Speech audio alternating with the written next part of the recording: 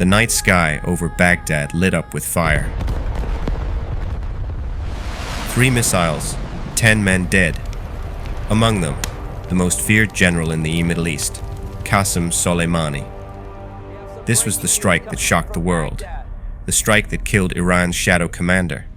But the story didn't end here. It was only beginning, because 4 years later, the FBI says Iran was still plotting revenge, and the target? Donald Trump. December 27, 2019. Iraq's K-1 airbase. A U.S. contractor is killed in a rocket attack. Several American soldiers are wounded. The U.S. retaliates, bombing militia positions. The result? Rage. On New Year's Eve, Iranian-backed fighters storm the gates of the U.S. Embassy in Baghdad. Fires blaze, walls are scrawled with graffiti, and the compound is under siege. Inside, American diplomats huddle in safe rooms, helicopters circling overhead, Marines rushing in for protection. For the Pentagon, it was chaos. For President Trump, it was a red line. He tweeted, "Iran will be held fully responsible."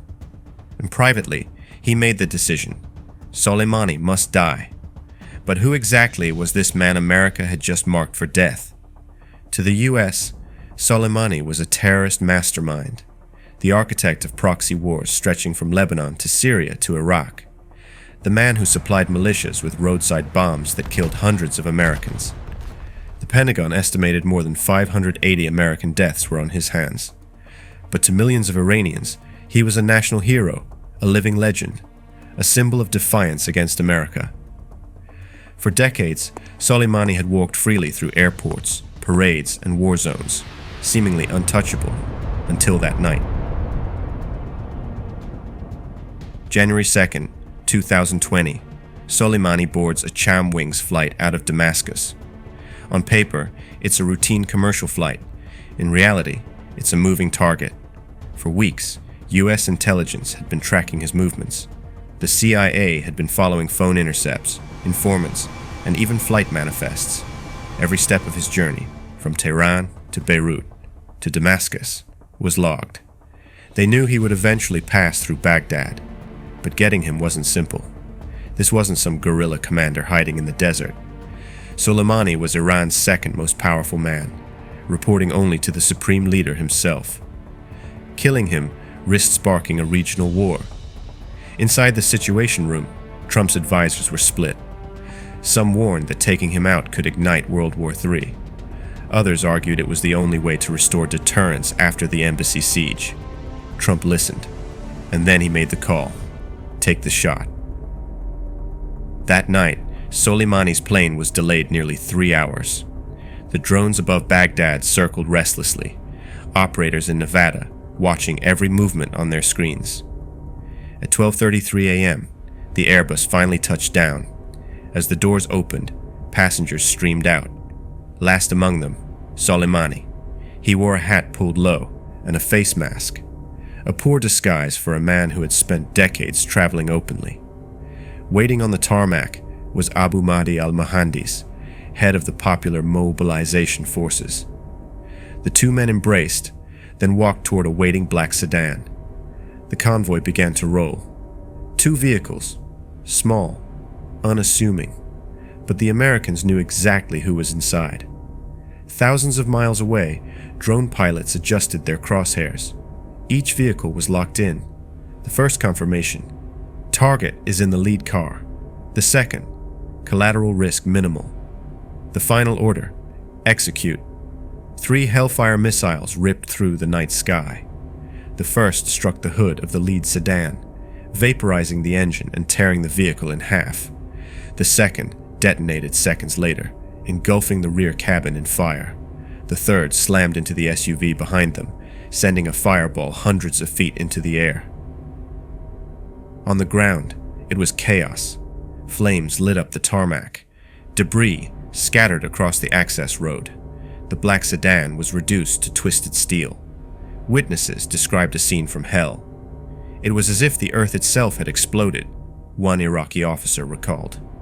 Inside the control room in Nevada, drone operators exhaled. The mission was complete. At first, Rumors spread wildly. Some said an Iraqi militia commander had been killed. Others believed the Americans had targeted anonymous militants. But as daylight broke, one name dominated the headlines: Qassem Soleimani. 5 days later, Iran answered. In the early hours of January 8, 2020, over a dozen ballistic missiles rained down on Al-Assad Air Base in Iraq, where nearly 2,000 American troops were stationed. The U.S. Space Force detected the launches early. Warnings were sent. Troops scrambled into bunkers. Then, impact. Explosions shook the ground. Aircraft hangars collapsed. Barracks crumbled. Runways cratered. One soldier later recalled, "It felt like standing inside a bell as it was struck." Another said, "I thought we were already dead." For hours, the assault continued. When it was over, no Americans were killed, but more than 100 service members suffered traumatic brain injuries, concussions, migraines, memory loss that would haunt them for years.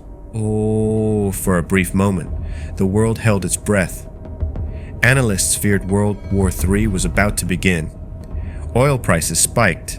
Allies braced for conflict. But Trump didn't escalate further. He declared victory, saying Iran had stood down. The cycle of retaliation, for now, was paused, but Iran's leaders vowed the blood debt was not yet settled. Fast forward to November 2024. Donald Trump, once again president-elect. And according to the FBI, Iran hadn't forgotten. Through intermediaries like Fareed Shakri and Akram Ayman, the Revolutionary Guard allegedly recruited the most unlikely assassin imaginable, Polet Rivera, a 49-year-old welder from Brooklyn. He wasn't a soldier. He wasn't a spy. He was an ordinary man. But prosecutors say he was promised money, protection for his family, and a role in history if he carried out the mission. The FBI pieced together the plot step by step. Step 1. Surveillance detection. Agents monitoring encrypted apps intercepted messages between Rivera and his Iranian contacts. The messages outlined targets, routes, and access points. Rivera even conducted dry runs outside Trump properties. Step 2. Controlled communication. Investigators turned one of Rivera's devices into a listening post. Every text, every call, every photo went straight to FBI servers in real time. Step 3. The meeting. Rivera believed he was meeting Iranian handlers to finalize details. In reality, he walked into an FBI-controlled warehouse filled with hidden cameras and undercover agents posing as contacts. Step 4. The takedown. The moment Rivera accepted cash and equipment. Proof of intent, the trap was sprung. Armed agents stormed in. Rivera was pinned to the ground, handcuffed, and arrested. One official later said, "He never stood a chance. We were watching him from the very beginning." It was, in the FBI's words, a textbook counterintelligence victory.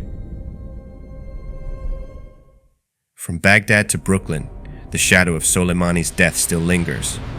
One drone strike in 2020, one embassy siege, one missile barrage, and now, an alleged assassination plot against a former US president. But here's the part that should unsettle you. This story isn't finished. Iran's leaders vowed that Soleimani's death would be avenged, not once, but continuously. American soldiers, contractors, diplomats, even presidents remain targets.